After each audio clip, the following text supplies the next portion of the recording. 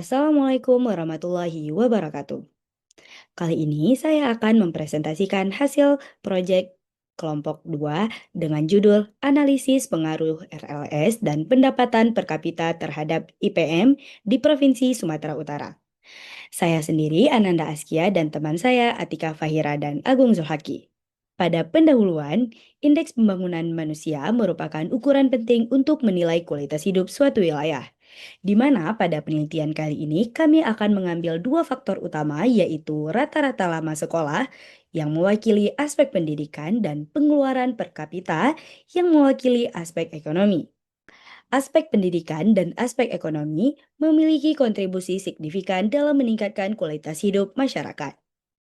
Selanjutnya, penelitian ini menggunakan data sekunder dari sumber resmi yaitu BPS, dengan variabel IPM sebagai variabel terikat, serta RLS dan pengeluaran per kapita sebagai variabel bebas, yang kemudian dianalisis menggunakan metode regresi linear berganda. Untuk memastikan kelayakan model sebelum interpretasi hasil, dilakukan pula uji asumsi klasik yang meliputi normalitas, homoskedastisitas, autokorelasi, dan multikolinearitas, yang dalam penelitian ini telah terpenuhi. Untuk selanjutnya, hasil analisis dan pembahasan. Dari scatter plot pertama dapat dilihat adalah scatter plot rata-rata lama sekolah terhadap IPM, di mana garis linier berada dari kiri bawah ke kanan atas. Terlihat bahwa scatter plot tersebut memiliki hubungan positif. Untuk scatter plot pengaruh per kapita terhadap IPM, sama juga dari kiri bawah ke kanan atas menunjukkan bahwa scatter plot memiliki hubungan linier positif. Berdasarkan kedua scatter plot tersebut, terlihat hubungan linier positif yang kuat antara kedua variabel bebas dengan IPM, di mana scatter plot rata-rata lama sekolah menunjukkan pola kenaikan dan RLS juga menunjukkan pola yang serupa, di mana pengeluaran yang lebih tinggi berkorelasi dengan IPM yang lebih tinggi, sehingga mengkonfirmasi bahwa dari analisis korelasi dan regresi sebelumnya. Baik, saya akan melanjutkan presentasi dari kawan saya. Saya akan melanjutkan tentang heat map korelasi. Jadi bisa ditengok dari output heat map korelasi antara IPM dan pengeluaran per kapita memiliki korelasi sangat kuat, yaitu sebesar 0,91. Dan antara rata-rata lama sekolah dengan IPM memiliki hubungan korelasi kuat, yaitu 0,81. Selain itu, hubungan antara RLS dan pengeluaran per kapita juga positif, meskipun tidak sekuat dua hubungan sebelumnya, yaitu sebesar 0,66. Selanjutnya, analisis deskriptif. Bisa dilihat ringkasan statistik menunjukkan rata-rata lama sekolah memiliki nilai rata-rata 12,52 tahun dengan rentang antara 7,98 hingga 19,28 tahun yang menunjukkan adanya disparitas pendidikan antar wilayah. Pengeluaran per kapita memiliki rata-rata sekitar 9.549.000 dan distribusinya cenderung simetris karena nilai median dan median mendekati atau hampir sama.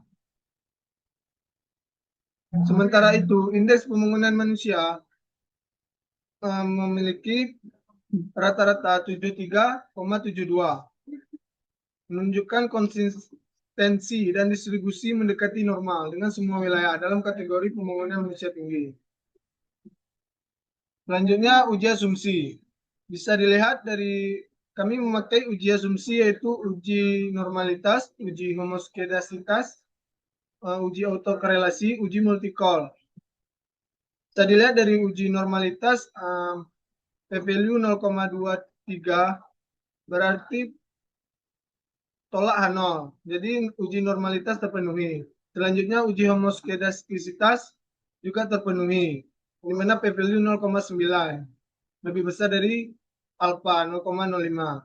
Dan juga uji autokorelasi p-value-nya 0,35 lebih dari alfa. Jadi uji autokorelasi terpenuhi. Dan terakhir uji multicol. Uh, dari data kami dapat uji multicol p-value-nya 1,79. Yang dimana kurang dari 10. Jadi uji multicol terpenuhi. Dengan demikian model dinyatakan layak untuk interpretasi lebih lanjut. Selanjutnya akan dijelaskan oleh kawan saya. Baik, selanjutnya yaitu model regresi berganda, di mana berdasarkan output R yang didapat, model regresi linear berganda yang terbentuk adalah yaitu Y sama dengan 44,5115 ditambah 0,6436 X1 ditambah 2,2122 X2, di mana konstanta yaitu variabel Y, jika RLS dan pendapatan per kapita sama dengan 0, maka nilai IPM yang diprediksi berada pada level 44,5115. Kemudian untuk koefisien RLS atau 0,6436, di mana setiap kenaikan satuan RLS akan meningkatkan IPM sebesar 0,6436 dengan asumsi variabel pendapatan per kapita tetap atau konstan. Kemudian untuk koefisien pengeluaran per kapita atau 2,2122, di mana setiap kenaikan satu satuan pada pendapatan per kapita akan meningkatkan IPM sebesar 2,2122 poin dengan asumsi variabel RLS tetap. Model ini sangat signifikan dan menjelaskan 90,45% variasi dalam IPM yang menunjukkan bahwa model ini sangat baik dalam memprediksi IPM berdasarkan kedua variabel bebas tersebut. Kemudian untuk uji parsial dan serempak didapatkan yaitu pada uji serempak di mana p-value-nya 4,911 E-16 dengan taraf nyata 0,05. Kemudian untuk uji parsial yang pertama yaitu p-value-nya 2,95 E-05 di mana taraf nyatanya 0,05 dan uji parsial selanjutnya 8,38 E-10 dengan taraf nyata 0,05. Hasil analisis menunjukkan bahwa baik uji parsial maupun uji serempak sama-sama menyatakan bahwa variabel rata-rata lama sekolah atau RLS dan pengeluaran per kapita berpengaruh signifikan terhadap IPM. Secara parsial, masing-masing variabel memiliki p-value jauh di bawah 0,05 sehingga H0 ditolak dan keduanya terbukti memberikan pengaruh nyata terhadap IPM. Sementara itu, hasil uji F juga menunjukkan p-value yang sangat kecil, yaitu 4,91 E-16. Sehingga secara simultan, kedua variabel tersebut signifikan dalam menjelaskan variasi IPM. Dengan demikian, secara individu maupun secara bersama-sama, RLS dan pengeluaran per kapita terbukti menjadi faktor penting yang mempengaruhi IPM dalam model regresi. Yang terakhir yaitu kesimpulan, dapat disimpulkan bahwa peningkatan rata-rata lama sekolah atau RLS dan pengeluaran per kapita terbukti memiliki hubungan positif yang kuat terhadap Indeks Pembangunan Manusia atau IPM di Provinsi Sumatera Utara.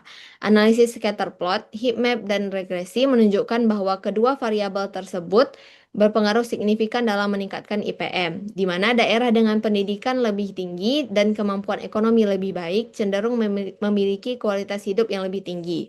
Uji asumsi klasik, yaitu yang meliputi normalitas, homoskedastisitas, autokorelasi, dan multikolinearitas, seluruhnya terpenuhi sehingga model layak digunakan. Dengan kemampuan model menjelaskan sekitar 90% variasi IPM, dapat disimpulkan bahwa faktor pendidikan dan pengeluaran masyarakat merupakan penentu utama dalam peningkatan pembangunan manusia di wilayah tersebut.